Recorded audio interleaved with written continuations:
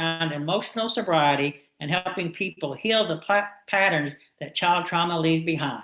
She is a gift for making complex emotional work feel simple, practical, and deeply human. Welcome, Karla. Hi, Jamie. Thank you so much for having me. Oh, it's my pleasure. I listen to you a lot during our things in the Napoleon Hill, and I'm always thinking that lady is so smart. I need to have her on my summit so she can speak a little while. So, It takes one to know one, Jamie. yeah, that's all right. That's good. Well, before I get started on the questions, Karla, just tell our audience a little bit about you and how you got into the help or the chances of helping people when coaching and being a Mhm. therapist. Yeah, thank you. Well, hello, everyone. I'm so happy to be here. And again, thank you, Jamie, for putting this on. This is really powerful. And, the way that you are offering these resources to everyone, it's truly life-changing. So I'm grateful myself because I learned through things like this, through YouTube videos, through summits, through, personal development programs. It quite literally saved my life. So a little bit about me, I experienced depressive episodes, anxiety from a really young age. I'm talking 11, 12, and I didn't know because this was back in the 90s, not a lot of people talked about it. And, through the journey of navigating that and all the confusion within it and, not wanting to talk about it and not having it so prominent in our culture today, I turned to alcohol to cope. So I created addictive patterns.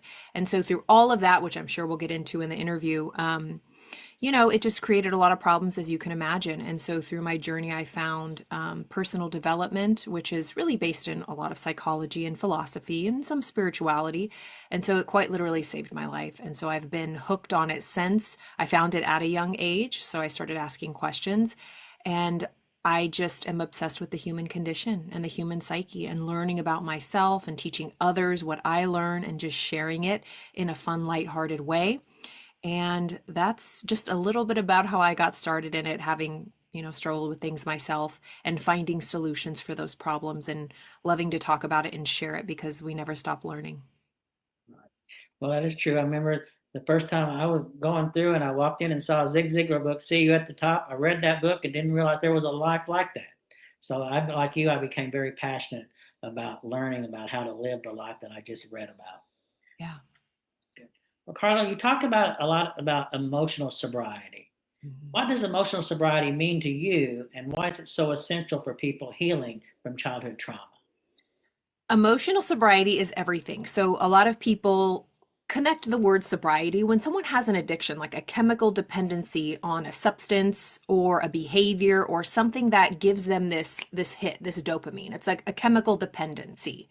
We're often, with whether it be drugs or alcohol. We use that to cope, and it makes us feel a certain way, and we become addicted to a substance, chemically dependent, so to speak, because once we take that substance or do that behavior, we get this dopamine hit or we get this rush of adrenaline, so to speak.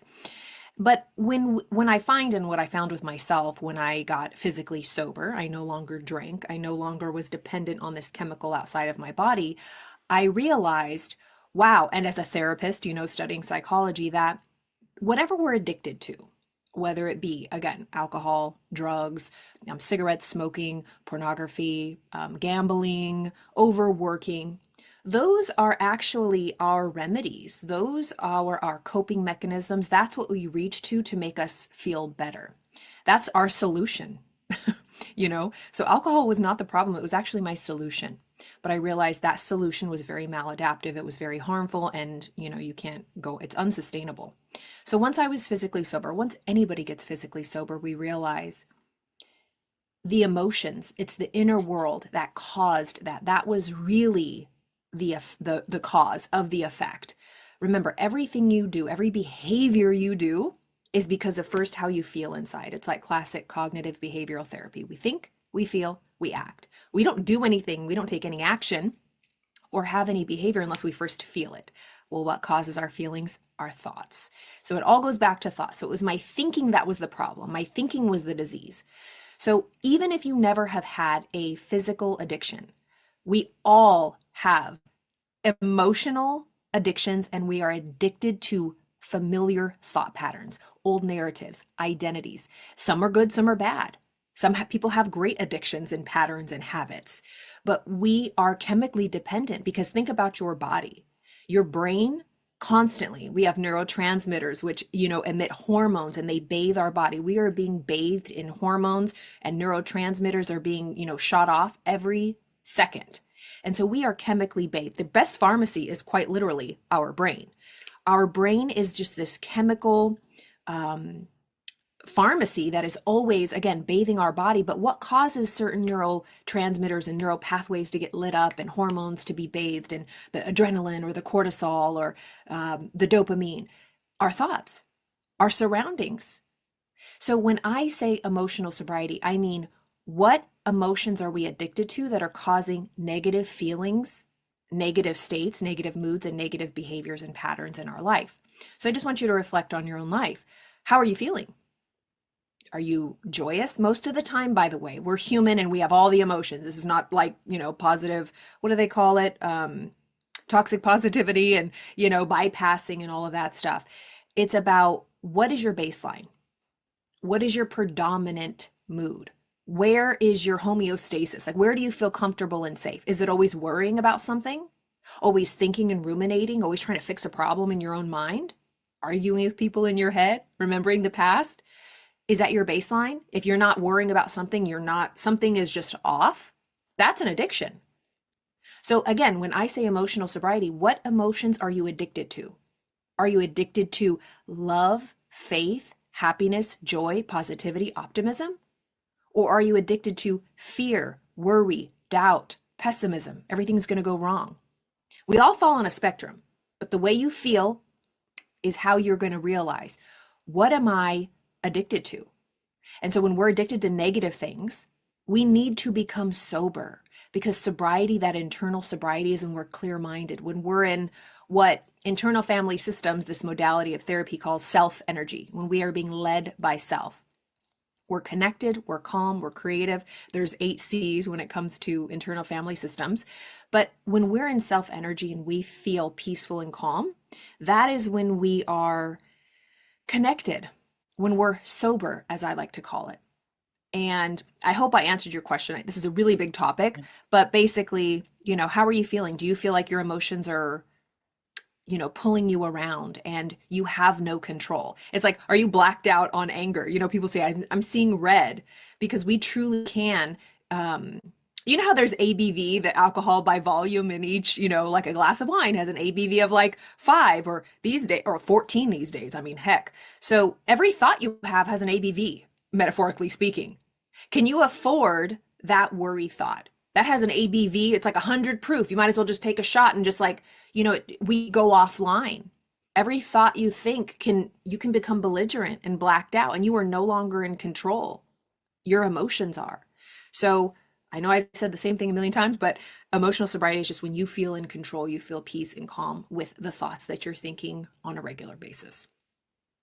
We know repetition is the mother of learning, so the more times we hear it, the more times we'll know it for Yeah. sure.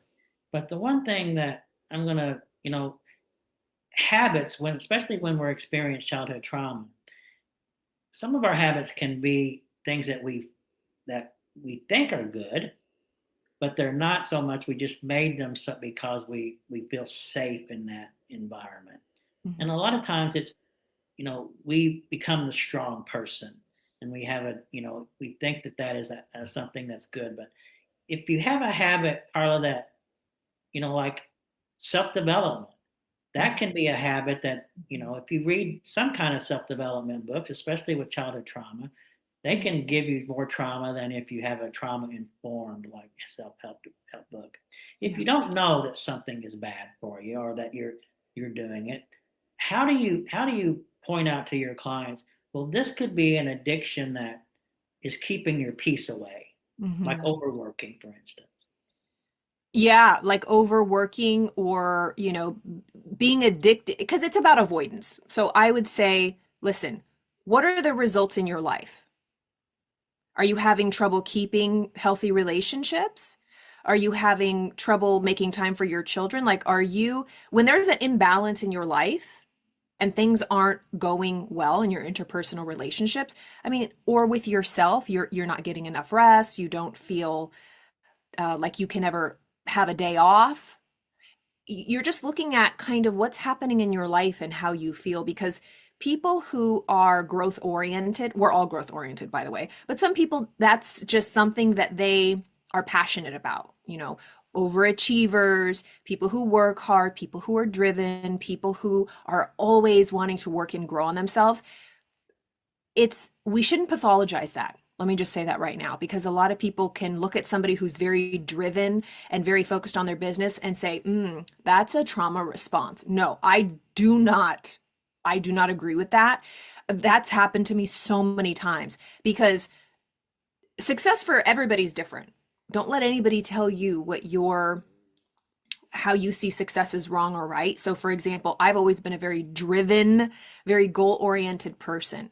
Other people in my life, some family members haven't.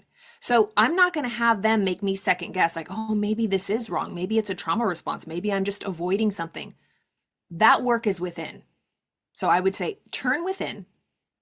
And what is driving your overachieving or your wanting to grow or learn or do whatever? Is it fear or is it love? I'm a student of A Course in Miracles, and that's always my test. It's like, am I doing this out of fear? What's driving my, working all the time? Or I was just talking to Jamie before this about how I'm finishing up this course, and I worked yesterday on Thanksgiving. I love it, but then I also went and saw my family. So it's about balance. It's not like I can't go to Thanksgiving dinner because I'm working on my. Okay, that would be okay. You need some balance, Carla. Like, I know myself. But also, a lot of parents, a lot of people who run businesses and entrepreneurs, they feel a lot of guilt because they have to miss soccer games or birthday parties or whatever. But it's what is driving it? Is it something that is necessary? Do you have to take that meeting? Or are you just obsessed? Do you have people pleasing tendencies and you can't say no? So it's about turning within, getting quiet. Why am I doing this? Is it because I'm afraid that if I don't do A, then B won't happen? That's fear. Or is it out of love, like, oh my goodness, I just feel so fantastic about this. But again, each person has to go within and find that out for themselves. So, what I would say, Jamie, is I look at people's results. How are they feeling? Like, how are they feeling? What kind of self talk do they have? What are their results? Let's just put it that, what are their results? If it's not working, something's not working, So, I hope I answered your question. Yeah, I mean, everything kind of gets to it. I have a kind of a question that just followed that one, I think. It says many high performing professionals have built a successful life on top of deep emotional pain. Mhm. How do you help people recognize when their strength is actually a survival response? Yeah, kind of like just what I said is that what are their results? So we all know people who run businesses and who are leaders, and they are monsters. They're just a pain to be around. And they might not even be monsters, they might just have very difficult personalities. I always say, look at your life. What kind of relationships do you have? Our relationships and the quality of our relationships is such a tell sign. We don't have to have big groups of friends and, have all the social circles. You might have a couple really good friends, but how are you nurturing those friendships and those relationships? How's your relationship with your family? Some people don't even talk to their family, right? That's a whole nother issue. But look at how your relationships are, but more importantly, how's your relationship with yourself? How do you feel when you lay your head on your pillow at night? Are you at peace? How do you wake up in the morning? Are you full of joy, or are you full of dread and anxiety and to-do lists? So I would say the difference between people, because we're all growth oriented. We are growth seeking, goal seeking organisms, us human beings. We are always growing or dying. There's no in between. That sounds very harsh, but it's the truth. And the sooner we can understand that, the better.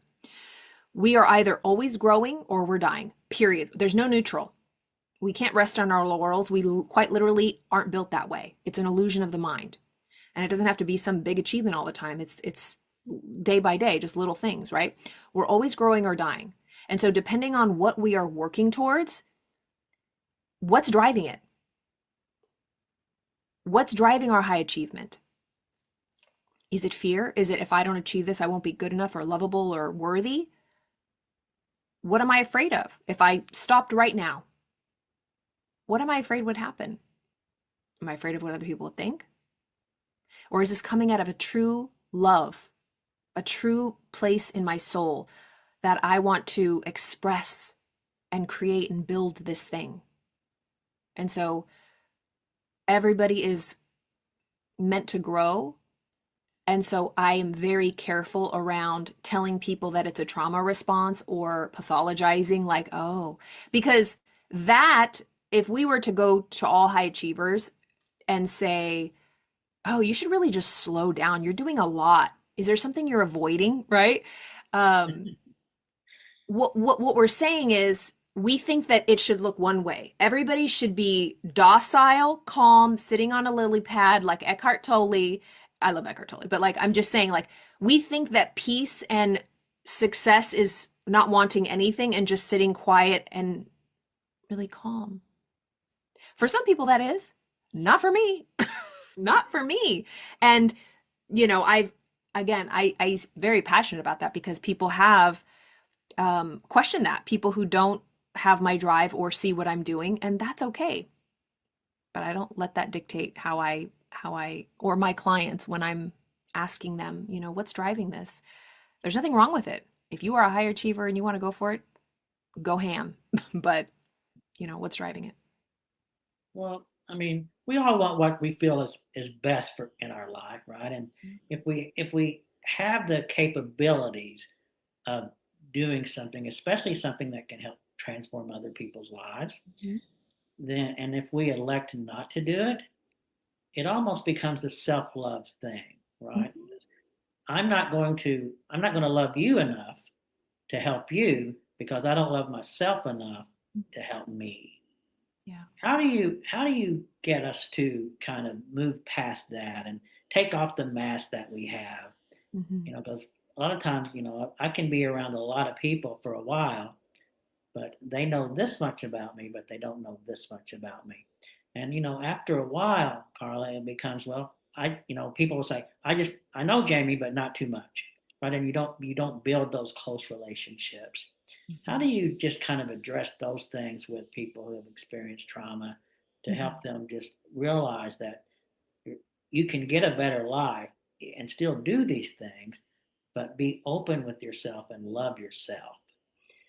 Yeah, what you're touching on is about full self acceptance, like wholeness, like loving yourself, accepting yourself, being totally comfortable and confident in who you are so you can show up and you can be authentically open, right? We all have, I think it's important to have boundaries and we don't have to share our deepest secrets with the whole world, right? Some people do, some people don't. Know yourself. But at the end of the day, to show up authentically without masks, you do that naturally when you can show up to yourself first authentically without masks, because we mostly hide from ourselves. When we hide, Jamie, like when we're hiding from other people, it's because we're hiding from ourselves. It's a mirror. How we act without is a reflection of how we are acting or thinking within. And so internal family systems, I think I mentioned that earlier, it's a modality of therapy. We have parts work. So every emotion you have is what we call a part of you. When we're triggered, when we're hiding, when we're avoiding, that's a part of us. We're not somebody who's fake or who's hiding or like we're avoidant. We have a part of us that is. And so through parts work, internal family systems, we can identify what parts of us are afraid to be seen, what parts of us are afraid to fully speak our truth. What are we hiding from within? And once we do that inner work and clear that up, then we just naturally, as a result, show up authentically unmasked to the world and people around us. So inner work, the people call it shadow work, inner child work, reparenting. There's many different things, but I think in my personal opinion, internal family systems is one of the best modalities. So there's a lot of free stuff online. There's books you can do. Books you can read with activities you can do on your own. Of course, reach out to, a therapist or get support and help you need. But there's a lot of free resources and free meditations online, parts work meditations, where you can get in touch with these parts of you that maybe you've been hiding from or you're afraid to just clean that out. And once you do your inner work, clean up shop inside, you just live like that naturally. You don't want to hide anymore. Yeah, I mean, that's accepting ourselves is really, I think, one of the first steps to getting past this is really kind of accepting who I am and being able to move forward. And this is kind of a question that follows up with it a little bit, but it says trauma often interrupts our relationships with our own intuition. How do you guide clients to rebuild trust with themselves after years of self doubt or self abandonment? Hmm. Such an important question. I experienced this and it's so painful. The way I like to describe it is when you don't trust yourself, it's the most painful thing because we have experienced, you said self abandonment, but betrayal. There's three types of betrayal. When you get betrayed, someone lies to you, someone is not honest with you, someone betrays you, you feel betrayed by someone else. Then we can betray other people. We've all done it on certain levels, like we're just dishonest with friends or loved ones or close, and they feel betrayed by us. We can betray other people. They're all painful. When we're betrayed, when we get betrayed, when we betray other people. But the most painful betrayal is when you betray yourself, when you lie to yourself, when you tell yourself you're going to do something and you don't follow through, when you say you want to be one thing but you do another. It's that cognitive dissonance when we think one thing and we feel another, and then our results are just chaos. And so, when you asked your question, it's what comes up for me is self-betrayal. We need to build trust with ourselves again. If we do not trust ourselves, we can't truly trust anybody. And a lot of us want to, put all of our trust outside of us. We hold other people responsible for making us feel safe. I always use that metaphor of the bird and the branch, where, the bird perches on the branch and it's nice and cozy, but what happens if the branch breaks? Is the bird going to fall to the ground and break all the bones? No, the bird has wings. But that's what we do. We get into relationships and we perch on that branch, and we put all of our faith and all of our trust on the branch, when really, if we do that and something happens to the branch, we aren't aware that the true faith and trust should be in ourself and in our wings. It's beautiful to have relationships. And of course, we can trust people, but at the end of the day, if we do not have trust in ourselves, we are playing a game of Russian roulette. Our bank account can be a branch. Our marriage can be a branch. Our health can be a branch. Any of these can leave at any moment. We can get laid off from our job. Our careers can be a branch. We are putting all of our faith and all of our trust in the outside. So putting trust and faith within us, how do we do that? Okay. So it's about knowing yourself. understanding yourself. Things like parts work or other modalities of therapy, if you're religious, whatever. Start to connect with the anchor, the core within you, the still small voice. You got to get quiet. Intuition is very quiet and still. It's that deeper knowing.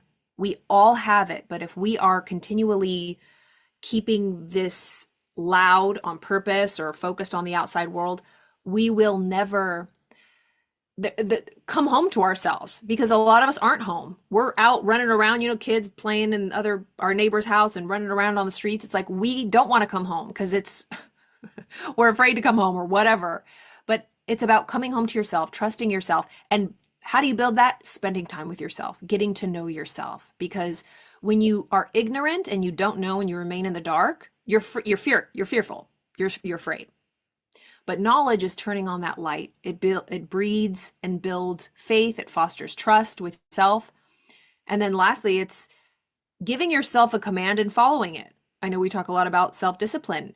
Discipline is an act of self-love. Discipline has a bad rap because, obviously, we attribute it to pain and punishment, discipline. But really, it's an act of self-love, because if we can't give ourselves a command and follow it, we're betraying ourselves. We are telling ourselves one thing, I promise I'll start on Monday, but we don't. And our subconscious mind takes note that we are continually lying to ourselves. So to build self-trust, it's to get quiet, go within, get to know ourselves, do that deep reflection. I know you're familiar with the 12 steps, so take that fearless moral inventory, right? Step 4. And just build a relationship with yourself. I would say just start there. However that comes to you, it's different for everyone. So much for me is that I know that if you lie to yourself, you're not you don't really love yourself, right? You're just doing something different. But relationships are so important to growth, especially through having trauma.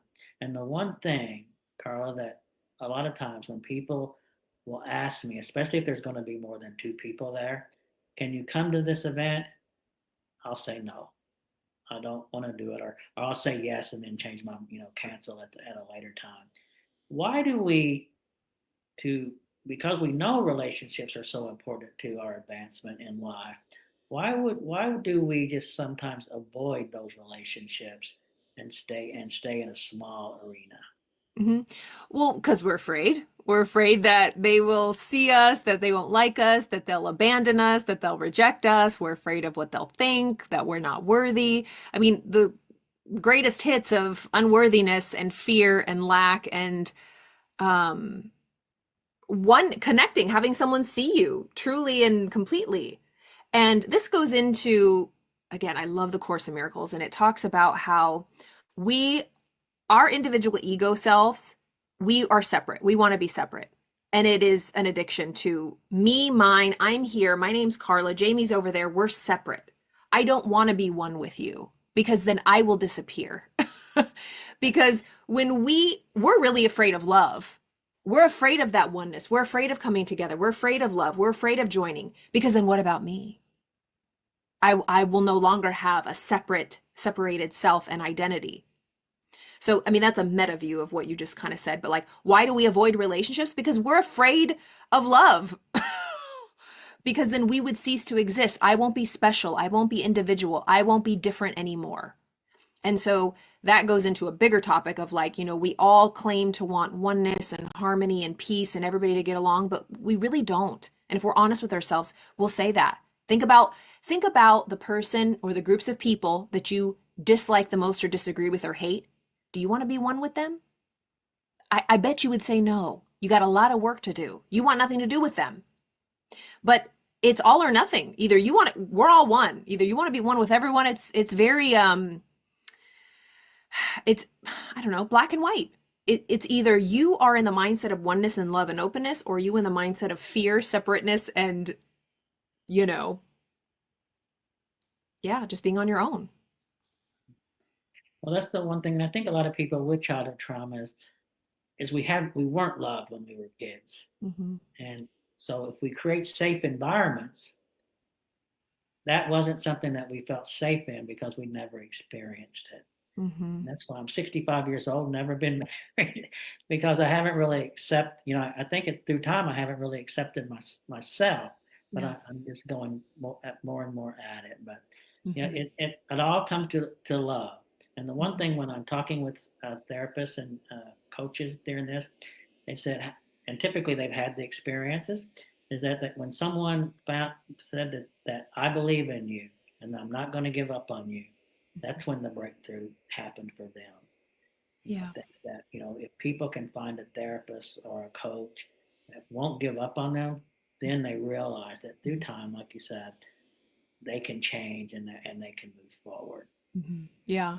Just one last thing I was going to say. It's important, especially people who've been through trauma, been through anything, had addictions, shameful past, regrets, made mistakes, or been in situations that they don't want to deal with. It's about processing because it's not about analyzing or rehashing and picking the wound. It's about cleaning the wound and moving on. So even you, I know we've had discussions about like, what's our identity? Self-image is everything. It's like, if you're going to continue to tell the story that, you're single or you're not married, I'm not saying you are, but we all do. I've done this too.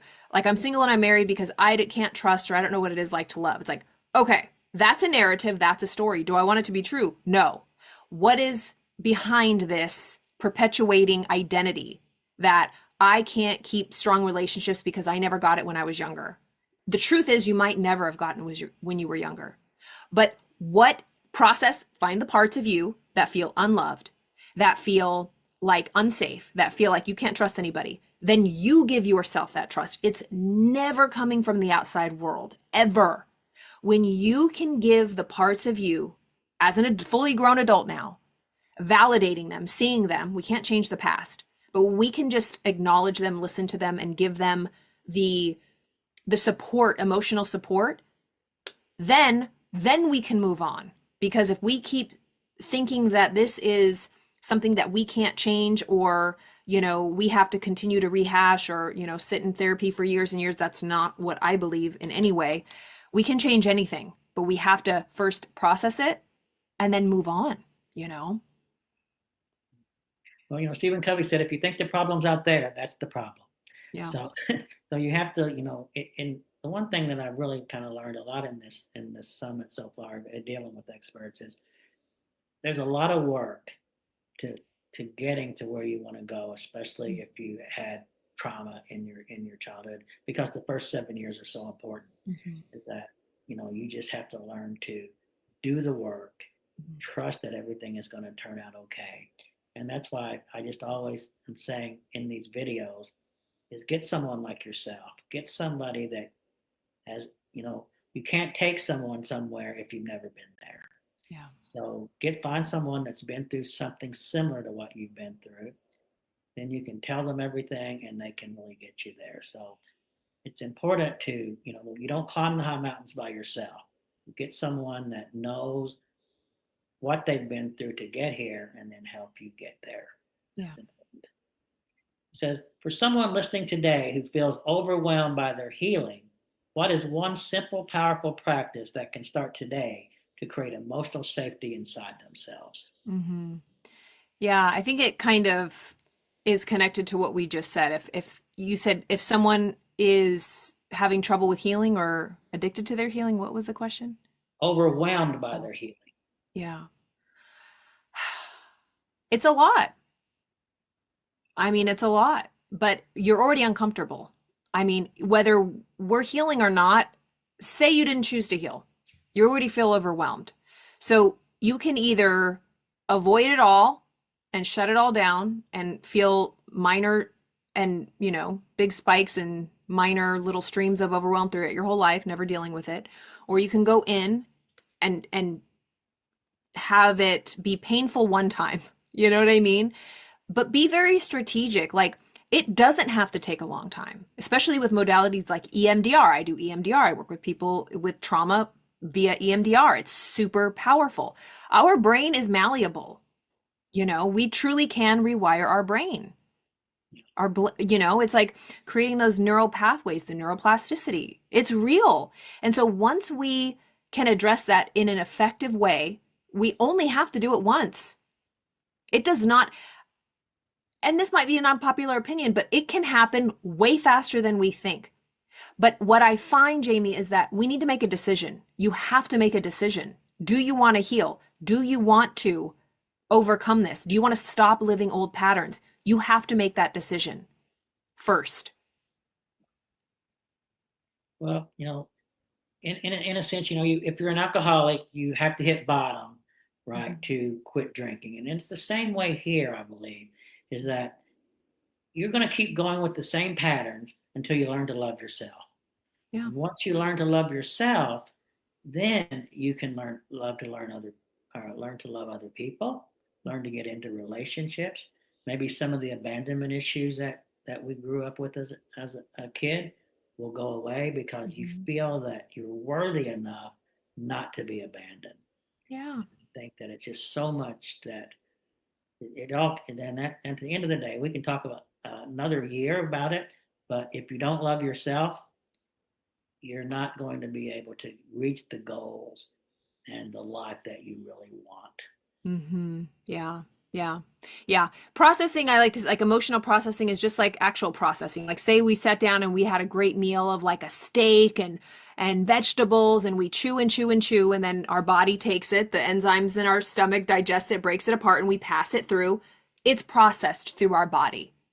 But when it comes to emotions, we take the big steak that happened when we were 7 years old, metaphorically speaking, the instances, and it's just still sitting there frozen or back in the freezer. Like we've never even identified it. But when we take it, we thaw it out, we prepare it, and we chew it, and it's gone energetically. We can never erase the past. The memory's there, but the emotional ties to it, the narratives, the identity is separate from it. That is 100% possible and true, and that's the only way, in my opinion, that we can separate our identity from what happened to us from who we are. Because if we don't, we continually continue to relive that narrative, and so it's not about analyzing, it's about processing, and processing is not a lifelong process. Well, I mean, you just have to do the work. Yeah. And if you do the work, you have to love yourself. And it all kind of comes down again to that self love and doing the work. And you can't get rid of the trauma just by thinking, I'm never going to think about it. Because Mhm. you can go 2 years, right? And then all of a sudden there's a trigger, Mhm. and the things that you've been working on for that 2 years just kind of go away, and you're back. And so Yeah. until you get that rewiring, you're always susceptible to triggers and going back to what you've had in the past. Yeah. Well, Carla, we're going to wrap up here with the questions that I had here, but what is that one thing that you thought that, well, if I could tell the audience this, it's going to just kind of amplify the things that we've talked about already. What's that one little thing that you think that we've missed on our conversation so far? Um, the importance of feeling regulated. I know that that's really popular right now, regulating our nervous system. And it's true.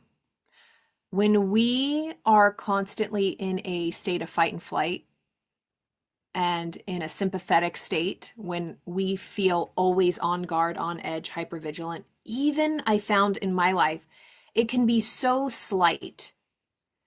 But when I am noticing how I'm breathing, if I'm shallow when I'm breathing, or if my shoulders are a little tight up here, or I'm clenching like my abdomen, or I am just in a state physically of hypervigilance, triggered, whatever it is. My first job is to calm my nervous system. You can do that through EFT tapping, the emotional freedom technique. You can go for a walk, bilateral stimulation, going for walks. But if you are already physically triggered, there's nothing you can do to think your way out of that because the part of your brain that is problem solving is offline. Work with your body to get to calm it. Then you will come back online. That prefrontal cortex will come back online. And then you can start to ask yourself, what is this really about? So, if there was one thing I could tell everybody is that make sure that your physical body feels calm and regulated. Walking, breathing, shaking it out, pattern interrupting what's happening in your physical body. Because just staying in fetal position, trying to ruminate and think like, well, I'll think about this and I'll figure you're screwed. Like you have to calm your body first if you're already in a heightened state. And it ties with everything we've talked about. It's like if you are moving through your life, building a business, doing anything, doing personal development, healing from a state when you are feeling out of alignment and discord, stop everything you're doing. Calm your body first before you do anything because the result of anything that you do has a direct connection to the energy behind it. And if you are running on an energy of fight and flight, sympathetic state, fear, what do you think the results are going to be? I have learned this so many times in my life, like making decisions, getting myself in situations like where creating content from an energy of fear or from anxiety, even if it's mild, as opposed to an energy of calm, peace, self-regulated, self-energy, as you know, parts work calls that. So yeah, look into calming, regulating your nervous system. And I know that I have a free gift of tapping to regulate the nervous system. That's something that I think Jamie will share with you. But you can find things like that online, a lot of free resources. So follow your intuition, follow your gut, and calm your body first. That's so important. Well, and the thing with as people who experience childhood trauma, that's the one thing we don't typically do sometimes Mhm. is stop. Right? We just think, oh, because we just think about how can I do this? How can I do this? How can I do this? And you need to just slow down. And Yeah. that's another thing I really learned. I've learned so much during this summit. We're interviewing people like yourself, but it's slow down, Yeah. breathe, and and get yourself so that you can accept moving forward instead of just trying to figure out how with this old pattern am I going to change results. And if it's like insanity. If I keep doing the same things and I'm expecting different results, it's just not going to happen. Yeah. So slow down, take a couple of deep breaths. The tapping I've done with you a couple of times, and I do like that. But I'm Yeah. more into the walking. I Yeah. like to just take a little slow little walk and think about what I'm doing, and things will typically come back to play. Yeah. Well, Karla, thank you so much. It's been such a pleasure talking with you and learning from you. If someone wanted to reach out to you and get some help from you, we'll put it on the screen. But how would they get a hold of you? Yeah, you can visit my website. It's my name, karlaelizondo.com, and all the information will be there. I'm on all the socials, YouTube, Instagram, TikTok. Yeah. Well, I'll tell you what, if they want to learn some things in a little bit, watch her YouTube channel. She's always sharing knowledge with her. And then Yep. you'll realize that I need to get this lady to help me because look at all the stuff she knows. Yep. Just my name. You can search up my name on the YouTubes and you'll find it. Yeah, well, they're great videos. It's great talking with you, Karla. And I'm hoping that people will reach out to you and watch some of your videos because healing is what it's all about. And you can't get healing unless you give yourself new information to make new decisions and believe in yourself and love yourself. So thank you so much. Thank you so much, Jamie. Cheers.